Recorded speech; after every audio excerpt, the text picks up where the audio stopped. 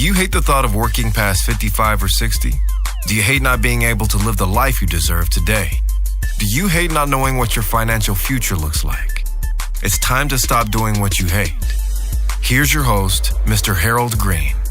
Hello, everybody. This is Harold Green of Bright Tree Wealth Management, and it is time to stop doing what you hate. Hopefully, you're having a fantastic day today. Have a surprise guest on our show, Mr. Adam Koos. Welcome to the show, Adam. Thank you, and well done on the last name. Oh, thank you very much, man. It's been a long time since we talked, but we do stay in touch periodically. And so, I broached this subject with Adam like some time ago, and we've been talking about it, and it's something that I've been wanting to do for a very long time. And you folks all know my goal is to get you from the 97% to the 3%, basically meaning only 3% of people in America can retire with enough to live on that will last them their entire lives, while the other 97% are going to have to rely heavily on Social Security, public assistance, different things like that. So, we want to bring this to you to really help make an impact in your life. So again, Adam, welcome to the show. Tell everybody a little bit about yourself and where you're at again, so that once we're done with the show, if you guys want to look Adam up and if you're in his area, that would be fantastic for you. So just let everybody know where you're at, dude. Sure. Yeah. Adam Koos, President, Senior Financial Advisor, Portfolio Manager at Libertas Wealth Management Group in Columbus, Ohio. And we are a financial planning and investment management firm helping people make work optional someday. So that's kind of the gist of it. If it's possible to put it in a nutshell, which it's impossible, as you well know, I'll just leave it there for today. Yeah. Awesome. So the title of today's show is going to be Marriage and Money. And I've been wanting to wade into this, but I've been very nervous to do so by myself. So I felt like I needed to bring in a big gun, if I can use that word, big gun. I appreciate that. I'm honored you would even consider me a big gun. So yeah.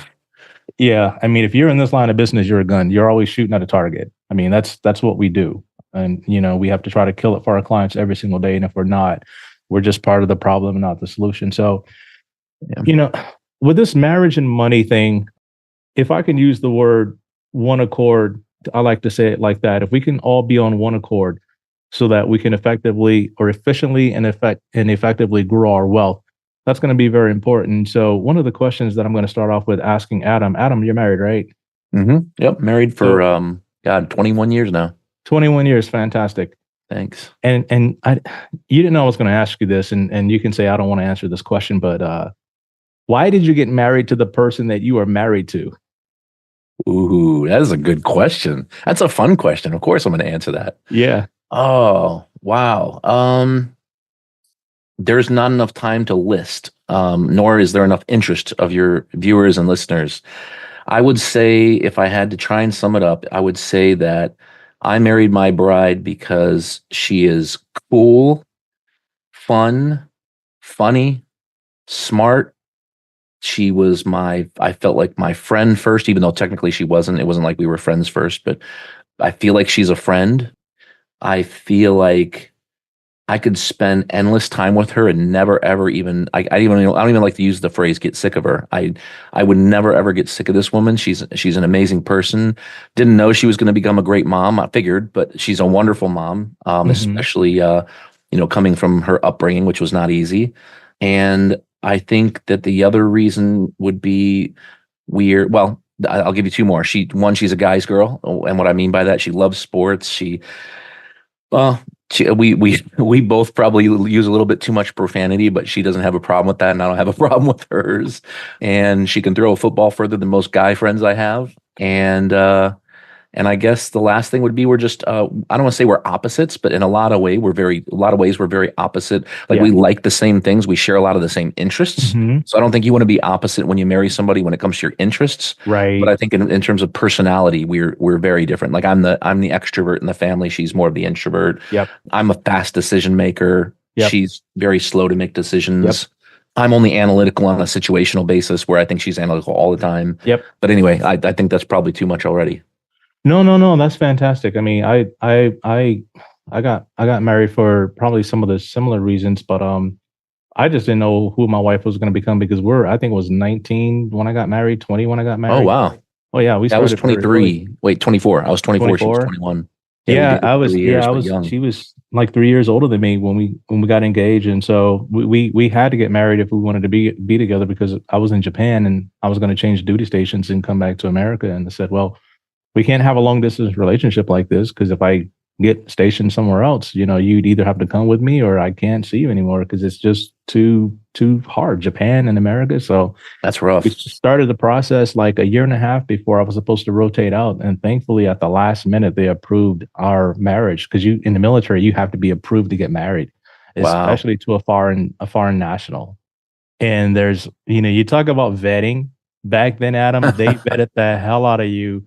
My wife didn't even have a driver's license yet, but she had to go pull her driver's report to make sure she had no accidents. Like, do not get me started about what's happening right now at our border. A little Okay? 'Cause unnecessary. I will turn as red as your Ohio State University T-shirt. I kind of want to see that actually, but yeah, I kind of want to see that. But yeah. So she's our accountant. She manages all of our finances and things like that. She does it for our company. So, Is she still 3 years older than you? yeah. Yeah. Okay, because if you figured out how to slow down age, I wanted to make sure we talked about that today. No. No, okay. Well, another episode maybe. But I think what it is I try not to age her out as much as I'm aging out, with all the stress. So I'm a very fast decision maker. She's very analytical, and so sometimes we have to make trades right away. So we can't languish forever on a trade. You got to follow the rules, right? Yeah. Can't think about it for a night. Yeah, exactly. Yeah, I can't do that. So, thanks for sharing that with me. And I think that my pleasure. Having similar interest and being different, I think that's what really keeps it fresh and exciting, not getting bored of your spouse, like having somebody you can talk to and spend time with. I moved out here to Las Vegas now, and we actually take road trips. So imagine being in the car with your wife for like 7 or 8 hours. Oh yeah. Gas tank trips. You got to right? have something good to talk about. That's more than one gas tank though. 7 hours. Maybe I can stretch it a little bit, but yeah, it's got to stop twice. One for gas, and then the other to use the bathroom. So there we go. Yeah. So I want to get into the show, and you and I, we manage millions and millions and millions and millions of dollars for people. And one of the questions I have for you is do you find that when couples become financially successful, the cracks begin to show in their foundation, or what have you seen with this? Wow, that's a good question too. I've never really thought about it, honestly, in terms of when they become successful. I tend to notice more cracks when people have kids than when they become successful. I feel like when people become successful, and the more successful they become, I think the less you see budgeting, and they might track what they spent, but they're not going to track what they're going to spend. You know what I mean? In fact, that's more of an issue when it comes close to retirement, when it's like, wait a minute, depending on how much they saved, if they saved enough, and if they were excessive savers, which is always a great thing for us, obviously. But if they're excessive savers, then usually they still don't have to budget all that much. But there are plenty of people out there that, they work their butts off. They're successful people. They help put their kids through school. They live great lifestyles. They go on vacations. They drive nice cars, have a nice house, and then they downsize, they dismount, and the next thing you know, it's like, man, I didn't really want to have to budget, in retirement, but I think most people have to do that. So I think that those would probably be the two biggest times I see cracks, is when we get close to retirement, if you haven't saved a ton of money. And then when people have kids, I think that you start to, all the problems that you had in your marriage that you didn't figure out before kids, those come to the surface fast when you have kids. Yeah. Give me an example of something you can kind of think about. Oh, wow. Everything. Yeah. There's no shortage of this list. I'm sure I'm not going to do it any justice. I mean, I'm thinking of people right now where, if you wanted to spend, I don't know, you got married and you said at the onset of your relationship, hey, just so you know, I'm going to spend time with my guy friends, and this is something we do. Every week we do this, and every Sunday we play poker, and then we go on a guy's vacation every year for a week. And then you get married and everything's fine, like no big deal. When you're gone, I'll do my thing. When you're doing this poker night, like I'll watch TV, like whatever. Then you have kids, and it's like, well, I want help, and I mean, I hate to say it, but you got to make some concessions, I think. And it's tough, because on one hand, it's like, well, look, I told you, we agreed to this, right? But at the same time, it's like, yeah, but I mean, the kids change everything, and not for the bad. I mean, I think most people start talking about all the things they lose when they have kids and not enough about the things they gain. But yeah, I would say that that's just things that you wanted before, the freedoms that you had before kids, that changes things and it causes stress. And then when it comes to money, kids are not cheap. I'm not sure what the new stat is, but I know that the old stat 10 years ago was that from the second your kid is born until they turn 18, having nothing to do with college, that kid's going to cost you $100,000. Right. And almost surely bigger now, right? Yeah. It's got to be 380 to 500. Is it really? Yeah. Oh. Hey, and if you do it in Hawaii, that's okay. Is that the Hawaiian statistic though? Add another zero. Oh, jeez. Anyway, yeah. I think that those when you start to see the cracks though, when they become more successful. Yeah. I don't know that I think you actually get less stress when you become more successful as far as finances are concerned, because you don't have to worry as much about money like maybe a lot of people do. You aren't stressed about how you're going to pay that mortgage next month, Right. And so the whole thing with the kids, and one of the things I think about for a lot of families, when a couple gets married, they never sit down and put together an upfront contract. They never go through any of that. They're just so in love that love just smothers all reality. Yep. I completely agree with you. Yep. And then, like I said, you mentioned something funny. I don't know if you know anything about Asians when they get married, Asian moms when they get married. Like no. your wife literally turns into like your mom and your children's mom.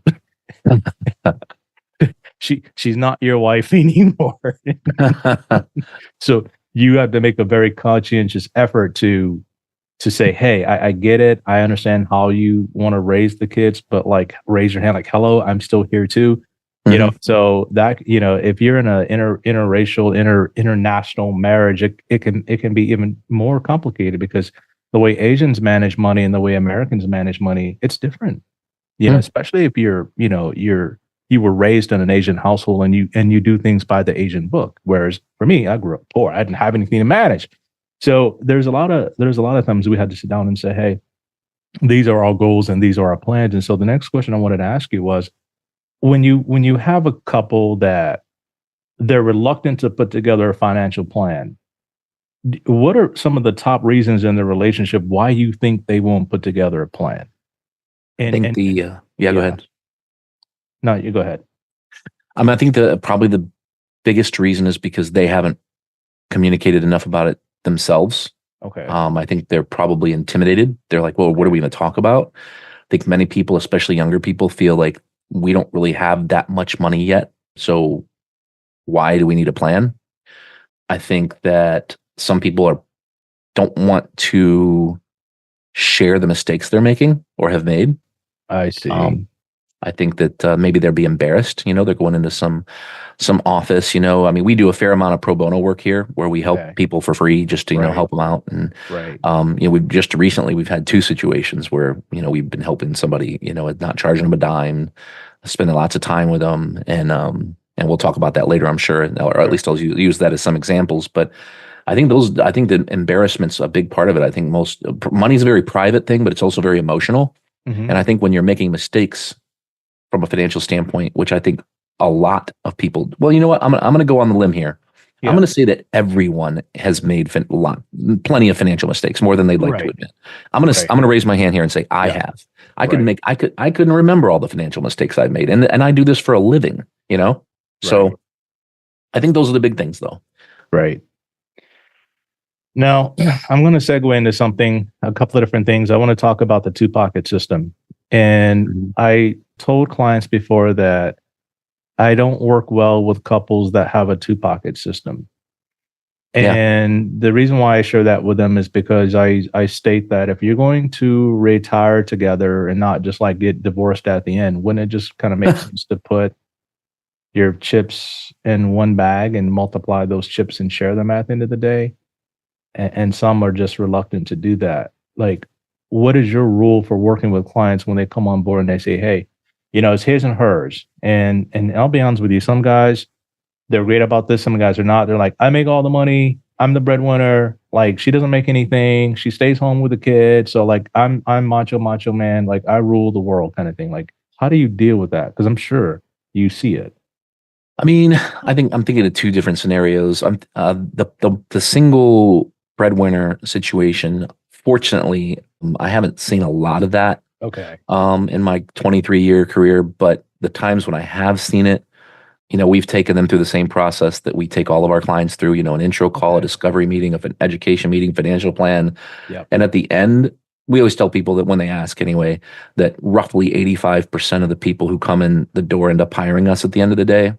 But I bet now that you're asking, and I'm really kind of thinking about it, I bet that a lot of those 15%, or at least a fraction, a percentage of those 15% are those people that maybe aren't a good fit from a personality standpoint. In fact, whenever a client asks us, or a new prospective client says, well, for the 15% that don't hire, why don't they hire you? Or another great question is, have you ever been fired by, a client before? Have you ever lost clients? And anybody who says no is lying, right? Yeah, exactly. But they'll say why, and that's a great question. And I think that sometimes it's stuff like this.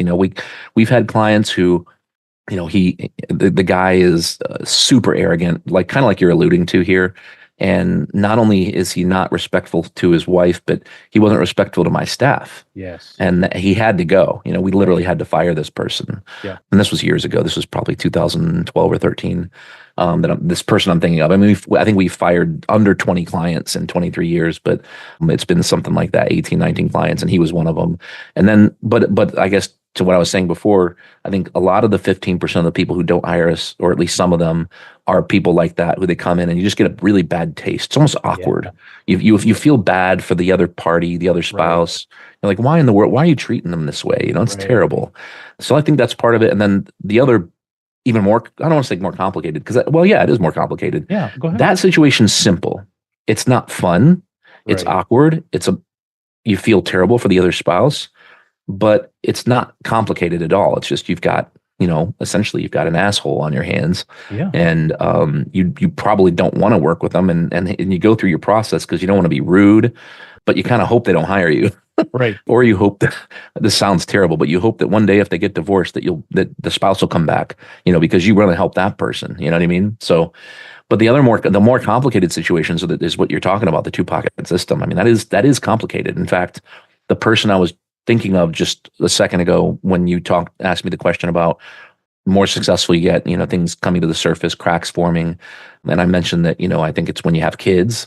The couple that came to mind right off the top of my head, I mean, they actually use a two-pocket system. Mm-hmm. I can think of another couple that we work with that they don't have any kids, which makes things a little simpler, but they also do the same thing. And it does create some complexities. I guess for us, we focus less on the cash flow and more on the goal at the end of the day. So I know your audience probably doesn't know this, but you do. Right. So, we use, between you and we use goals-based financial planning software because we've learned the hard way that when you use cash flow-based software, and you say, okay, we're spending this, we're making this, we're saving that, and whatever's left at the end of the day, it's saved.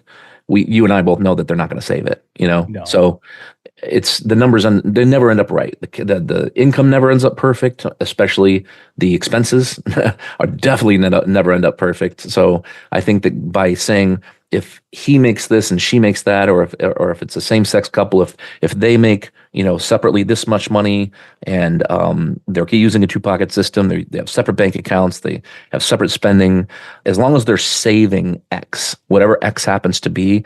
So like my last name's Koos, we always talk about like the Koos index, the family index. Right. It's not about beating the S&P 500. It's about meeting or beating the Koos index. Yes. And as long as we're saving enough to where both of our expenses can be covered conservatively at the end of the day, when we want to cut bait and make work optional, then I think we're going to be okay. Right. But, there's a lot of other things that come into play, and I don't know if we're going to get into that today, but, again, going back to the whole, when we have kids, marriage, it's complicated. The goal of today was just to rip the Band-Aid off and go right at it, because I think that 50% of all marriages end up in divorce. We have a critical issue with young people not even getting married. We have like a shortage of workers in our country because people aren't having kids. Shortage of labor. We have some. You're talking about some systemic issues that, if we don't get this thing fixed, and I think it all starts at the home first with the marriage situation, and people raising families and creating productive humans, we're going to have some problems. Yeah. And going back into the two pocket, I hear what you're saying. We also use cash flow and goals, but for me, I use cash flow as more of a way to CYA, and when clients retire and how much do you need and so on and so forth. And whereas you're tackling it from size of a pot kind of situation, like we want X in a pot, and then you guys can do whatever you want with that pot. We did our job. To clarify, we're all about cash flow once we retire. Got it. If that makes sense. Yeah. So from retirement on, cash flow is crucial, but pre-retirement, it's all about the bucket because people spend what they spend. Right. We could have. I mean, I don't want to call it famous, but because it's not obviously famous, I'm just a figure of speech. But we have somebody who's no longer a client anymore, who came in here years ago. We're talking 15 years ago, and he said, very, very egregious person. Very, very type A and very confident, let's just say. And he says, with his wife sitting right next to him, which was shocking to watch him say these things. Mm-hmm. But he said to me, hey, I got this new job and, basically I'm helping to build this company up. And so right now, I said, well, how much are we going to save? Well, right now I'm going to save, like $1,000 a month, but that's going to double every year from now until retirement. And I'm listening to this statement. I'm like, wait a minute. It's kind of like the old saying when you're a kid or young in finance, and they say, would you rather have $1 million or a penny doubled every day for a month? Right.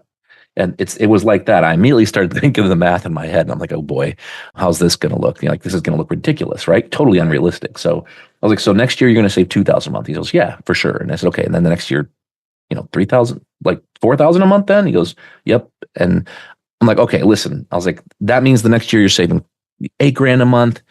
Are we sure we want to use these numbers? He said, oh yeah. And he's looking at his wife for approval, and his wife just all on board, almost like, and they had a great, and still do, by the way, still have a great marriage. I don't talk to him much anymore, but like I said, they're not clients anymore, right. But you could see that she just has this glowing admiration for him. And that, she was, she's a stay-at-home mom, and, he was always the breadwinner, and he changed careers.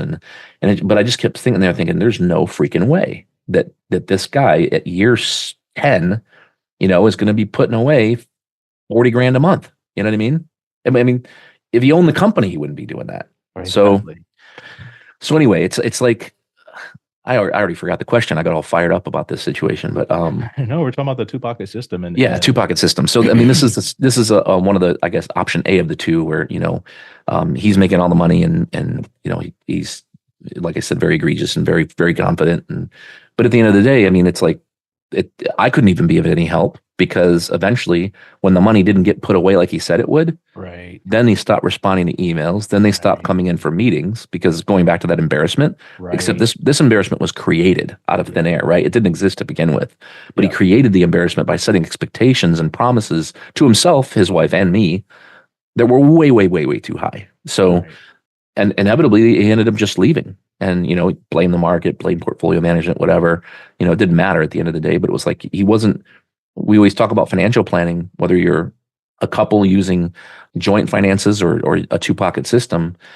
And we always talk about how it's like the life of retirement planning is like a marathon, and the wind and the elevation is the market.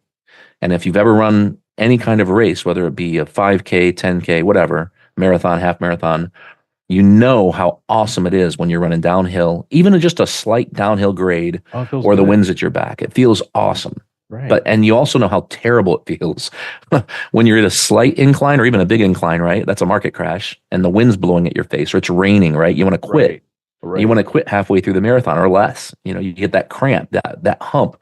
The cramp might be, when you're finishing up having kids and you're paying for college, maybe that's the cramp, metaphorically speaking. Right. But I think that anybody who sits at the starting line and waits for the market to blow them to the finish line is never going to make it. You got to put one foot in front of the other, which is saving and making progress. And this individual didn't put one foot in front of the other and sat around waiting for the wind to blow him there. And it wasn't going to happen. You know what I mean? So, right. The other question I had for you is, how do you deal with this issue of one person makes a lot of money, and therefore they feel they have autonomy to spend the money that they make, whereas the other spouse may not make as much? And yet, how do you circle that square? Like, how do you, because I'm sure it probably comes up. And like I said, I know you don't get into cash flow, but we're talking about the things that can hinder the end goal, things that could sabotage you. Like if we're building a plane, we want to make sure that, the plane is sound, right? So how do you deal with that? Well, like I was mentioning earlier, it hasn't happened a lot, thankfully. Okay. But when it's happened, I guess I would say we've done two things. We continue maybe more strongly than in any other meeting, using words like you two, or phrases like you two and we. We might even bring ourselves into it, like we live in the house or something, and say, here's what we need to do. Right. Here's what we need to save. Now, I'm not saving for them, right? That's what they're doing. But by making it more of a joint discussion at the conference table, as opposed to I make this and I'm spending that, or like one of the ones that I can remember off the top of my head is she really wanted this really expensive car, and she wants this, and well, he wants this to his car, and he wants, it's like you get into these arguments, right? And I guess we could talk a lot about just communication alone, which I thought for sure that was going to be your first question. No, and my but first answer was going to be communication, by the way. Yeah. And it was going to be very boring. Like, I thought I was going to start by saying, well, I hate to say it, but communication. So important. I think that first is just trying to be polite, and from the standpoint of a consultant, we're the planner in the what do you want to call it? I don't want to say facilitator, but yeah, I guess facilitator. We are facilitating this plan, playing quarterback, or we always like to say they own the football team. We're the head coach. Yep, we're picking who sits, who starts, who's drafted, whether we're on offense, defense, what plays get called. But there's only been a couple times where I've said things like, I guess step 2 is if things get too bad, I love using humor. And so another thing I've done several times, I guess, now that I think about it, is I'll say, hey, do you guys need us to leave the room for a minute? And I'll laugh. I've done that. And it kind of makes the point that, look, the two of you need to calm down, communicate better, because this is getting a little awkward for us. You know what I mean? The advisors in the room. Yeah. And then the last thing, to the bathroom and let them calm down, because I've seen some things where I didn't want to call security, but it was just kind of like, let me leave, you guys calm down, and then you kind of get this squared away, because it was more about it's more about like spending for the kids, and you're up there in Ohio, and over there in the United States, you got like travel soccer, travel basketball, travel baseball, travel volleyball. Like people are spending a gazillion dollars on travel sports. Like, yep. Let me just say this. Yeah. It just hit me as you were talking. Nobody ever wins an argument. That's it. And that's the first big thing. So if as soon as you start arguing, and somebody is seeking out to win so that the other person loses, you've both lost at the end of the day. I mean, you've both lost. So I think that one of the other pieces of advice I heard, my dad actually put this in our wedding card. And I put it in everybody else's wedding card when I get invited to weddings, but it says, listen twice as much as you talk, and always be the first to admit you're wrong. Be self-reflective. And I think that's crucial, but that's not financial advice, right? And we have to be careful that we're not. I always joke, I have a double major in finance and psychology, and I always joke that I use the psychology degree more than I do the finance degree sometimes. Yeah. But I think that people get fired up, and it's all there's so much history there, right? And when you have that history, it's really, really tough to fix those problems. Yeah. That you've had that discussion before, you've argued about it before, So I mean, yeah, it's tough. So I think that step 1 is, for me anyway, it's listen, be patient, try to maybe start invoking more we instead of you or you. When I say you or you, if this was a YouTube video, I'm pointing at one person versus the other, making eye contact. I'm saying more things like we, the two of you, they, whatever. And then I think step 3 is use some humor. Try to get people to relax a little bit. I think that if you say, hey, you guys need us to leave the room for a second, it's like all of a sudden it can kind of shake the room up and shake some of that negativity, and maybe we all get to laugh just for a quick second, and we can calm down. Right. And then I think the last one, and I'm trying to think, has this ever happened? Aside from that one situation where we had to fire that person back in 2012, 2013, who was being disrespectful not only to the spouse but to our staff. Thankfully, I've never had to just step up and say, look, that's it, we're done. I mean, we've had to do that with a couple people, but not for negative reasons. It's like we've had somebody just this past year come in the office and say, hey, we want to talk to you about hiring you, and here's our $1.5 million. It's all invested in Microsoft, Amazon, Tesla, and Netflix. And by the way, when we're done, I don't want you to sell any of them. I just want you to manage those 4 stocks. It's like, wait a minute, like this isn't going to work. So it was what was supposed to be a 2.5-hour discovery meeting turned into a 15-minute. Hey, great to know you, appreciate you being interested, but this isn't a good fit. You know what I mean? But Right. But yeah, I think that step 4 is literally having, I'm sure I can't even imagine, but having the guts to as the advisor in the room to say, look, I don't appreciate how, and maybe the way I would say it is how you two are talking to each other. That way I'm not placing blame on one person, Right. but to say, look, if the two of you can't communicate well and can't talk to each other respectfully here in this office, then I can only imagine that when you leave and you're supposed to take this home with, call it homework, if you will, and you're supposed to implement this stuff on the other 364 days and 23 hours that you're not with me, I don't know how it's going to work. Yeah, it's crazy because, like I said, 50% of marriages end in divorce. And so it's just like trying to help people stay married, trying to help people get their kids through college, trying to help people get to retirement, and just like trying to help people live healthy, decent lives. I mean, it's it almost makes you want to sell your company. I mean, sometimes it's just so hard because you have to wear so many different hats. It's tough, But yeah, it's funny. I hope my kids don't listen to this until they're out of college, but it's one of the reasons my wife and I always talk about how we don't want our kids to get in this business.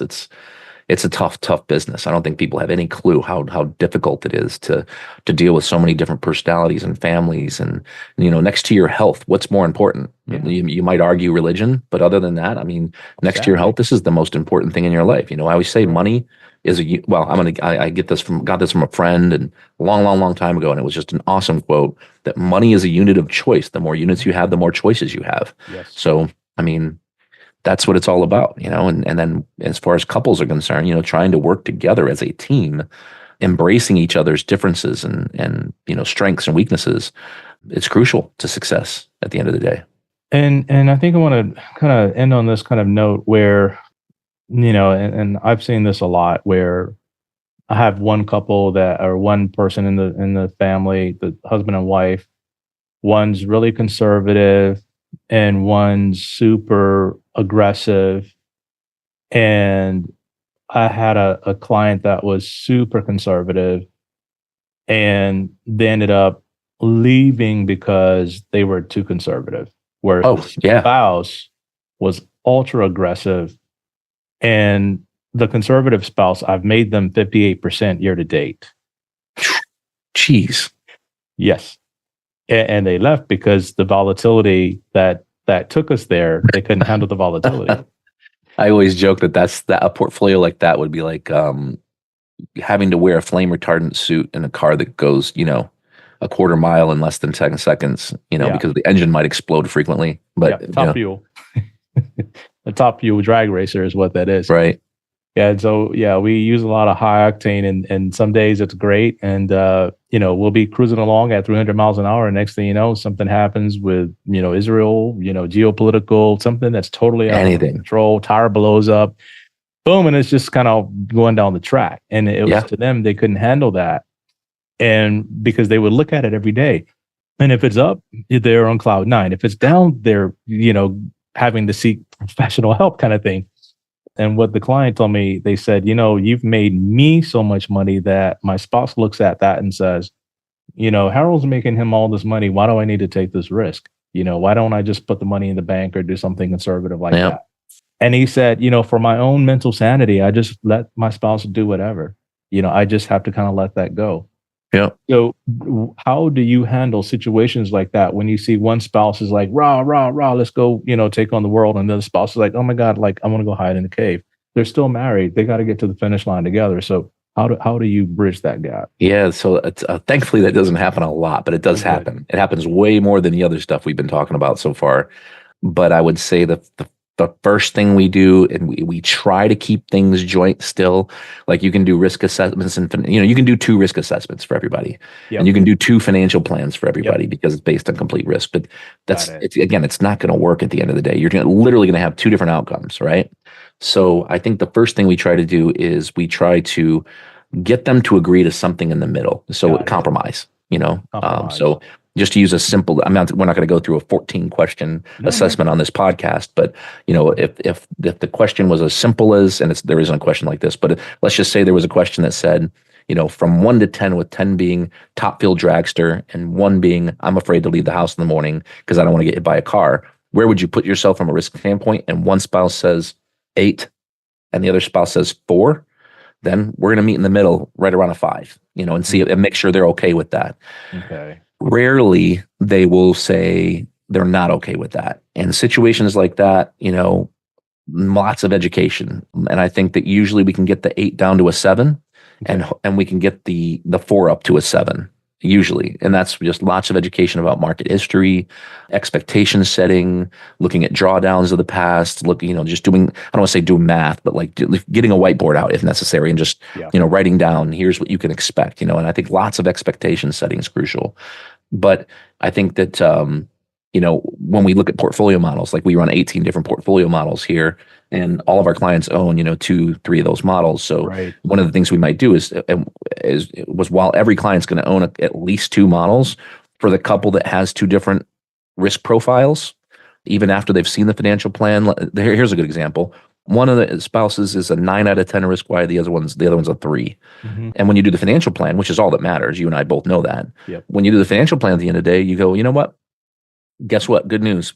Because you two have been so responsible, because you save so well, because your expenses aren't ridiculous when you retire, you've got, realistic expectations for yourselves. You actually don't have to take much more risk than to get a 4.5% net rate of return for the rest of your life. And you will more than likely, with a 90% probability or higher, never ever run out of money in retirement. But Adam, I want the excitement. I'm like an excitement junkie here. Sure. And when that's action. That's good. So we still need to start with, this is all you need, which is going to make the more conservative spouse happy. Yeah. But what you want is something that's more exciting than that. You're going to be bored. Then I think we carve out a portion of money. And I always stop to check base. Like, what do you think if we would carve out a portion of that money and put it into an aggressive portfolio, but maybe in order to make, the more conservative spouse happy, what if we used, instead of just an aggressive strategic buy and hold portfolio, which I'm not a huge fan of, what if we used a tactical model, like a trend following model that is really aggressive when the market's kicking on all cylinders, but it could sit in the tornado bunker, when things are not looking so good. Right. How would you two feel about a situation like that? Something more dynamic, and usually we can get them on board together. And then from there, that we've only gotten halfway there then. And now from there, we have to touch base, right? Yep. Every meeting, here's where we started, here's where we are, here's what happened in the market. And if it's one of those situations where nothing crazy's happened in the market, that's good, but not good, right? It's good because obviously they made money. Right. It's not good because we didn't test our emotions yet. Right. Because anybody who fills out one of these risk assessments, you and I both know the way they fill it out. I'll say the way they would fill it out in July 1st is going to be completely different to the questions they answer, or the answers they give us on August 1st, given what the market did, going down 10% on the S&P 500 in 3 weeks, 16% on the NASDAQ. The answers are going to be different because people's risk tolerance changes depending what the market's doing. The way they answer those questions in the middle of 2022 or in 2008 or in 2002 is going to be completely different than how they'd answer it at the peak of a bull market. Right. So I think it's like, are you buying season tickets to the Ohio State University football team? Well, it depends on how they, play last year, right? Like, right. That kind of thing. And I have a couple of more, or just like one more major question. This is very important because, again, if 50% of all marriages end in divorce, imagine what happens to 50% of all financial planning relationships. So decimated. I see this as we get married. I marry a couple. Like, they are married to me. I'm married to them. We're now family. That's how I literally see this. Like, I am part of the family. Totally agree. That's why I think that's one of the reasons we get along.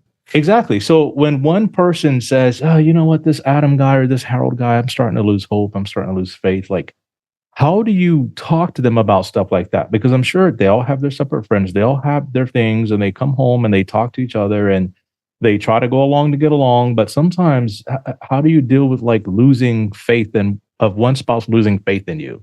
Sure. Yeah. I mean, it's happened before. We just lost a client, what was it, or a couple of weeks ago, that was a huge advocate for us. Referred friends, family, and then all of a sudden, out of the blue, she asked us this laundry list of questions, which we answered, Yep. what are your fees? What are the expense ratios on the ETFs you use? Yep. Things like that. And we answered all the questions. Yep. And she said she was talking to the bank, which Yep. shocked me. I'm Yep. thinking, whoa, the bank, you gotta be serious. So it's, immediately we feel like we're on edge because like, wait a minute, we've done so much for this person. They've been so reliant on us. They've been huge advocates. And all it took was one meeting with somebody at the bank, and I can only speculate on what happened. I have no idea because they wouldn't even respond to an exit interview. But it could have been that this person just enamored them with, hey, you're big enough now to where you could be a part of our private client group. Oh wow. They got And they could have lied about fees. I mean, that happens. You and I both know as fiduciaries, yes. that happens all the time in our industry. Yep. And by the way, omitting to me is the same as lying. Yep. By saying, well, what are their fees? And part of being a fiduciary, as you and I both are, we are transparent about our fees. That's how it is. Right. So I shouldn't say all these other firms, I got to be careful.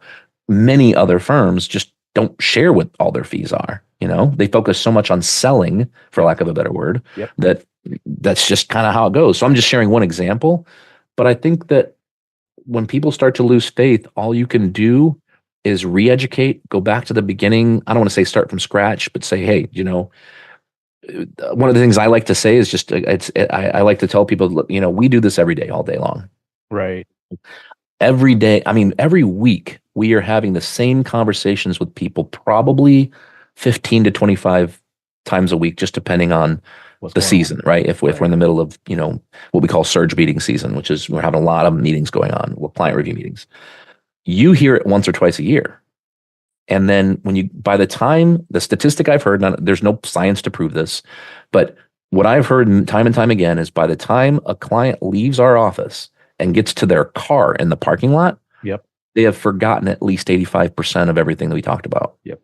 So Absolutely. I think that coming back to first base, re-education, expectation setting again, I think I think that's the first best thing you can do. I also think that there's a lot of value in providing people an out. And what I mean by that is if you've tried that and it worked okay, like we've had situations where we tried it worked really well. At the first beginning of the appointment, there was huge concerns. And at the end of the appointment, it's like, man, I'm really glad we had this conversation. Thanks so much. And then they leave. 3 months later, we're having the same conversation again.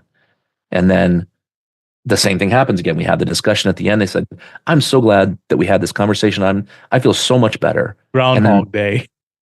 Well, seriously, fast forward. I'm not joking. This is a real story. Fast forward 3 or 4 more of those appointments. Yeah. And the conversation is going, I'm so glad I came in here because every time I come in, I always feel so much better. Right. But we're sitting there going, oh my God, like this has got to stick at some point, At some point.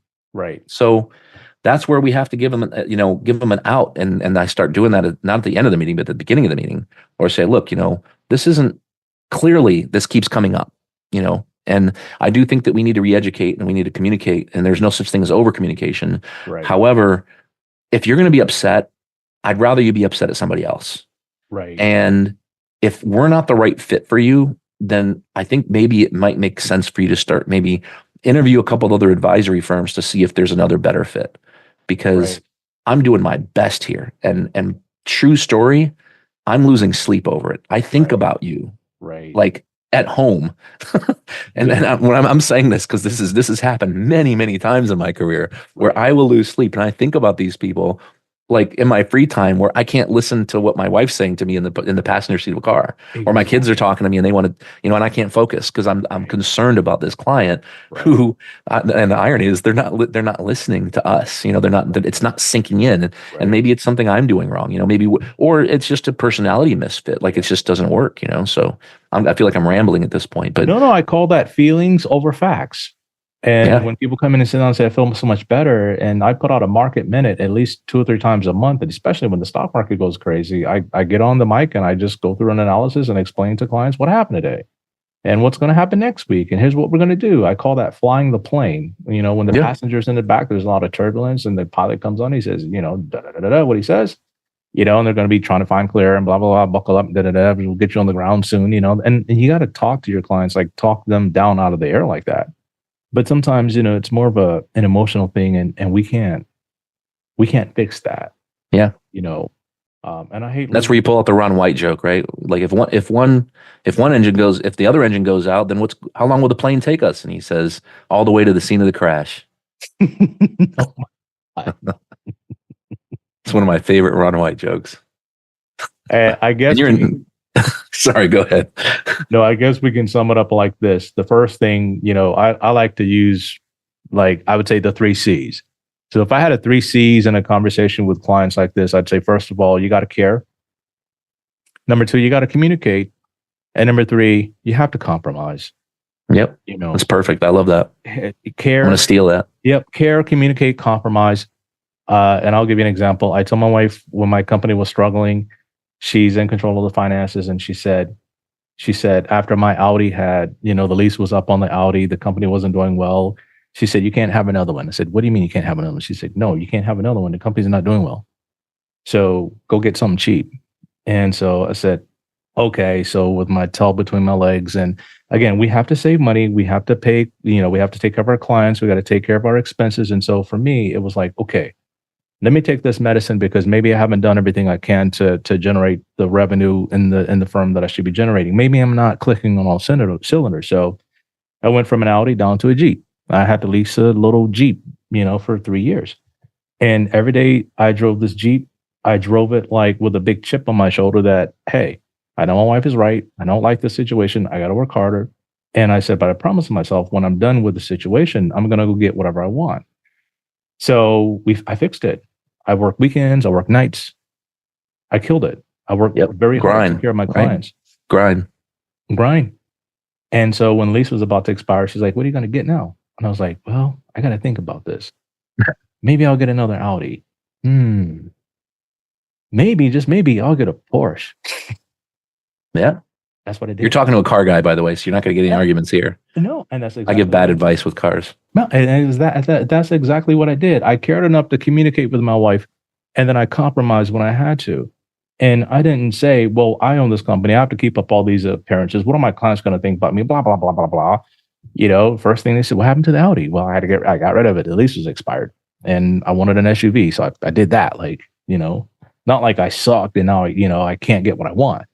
Right. And so, I just wanted to bring you on and just kind of give people ideas as to what they need to do to make sure that their not only their relationship is clicking on all cylinders, but their financial plan is clicking on all cylinders. And so if you had any parting words to people, like, what would you say? I would say that you just touched on it. It's just communication. It's so huge. I think it's communication. Leave your ego at the door. I would even schedule communications. If you're struggling, have at least a monthly financial meeting after the kids are in bed.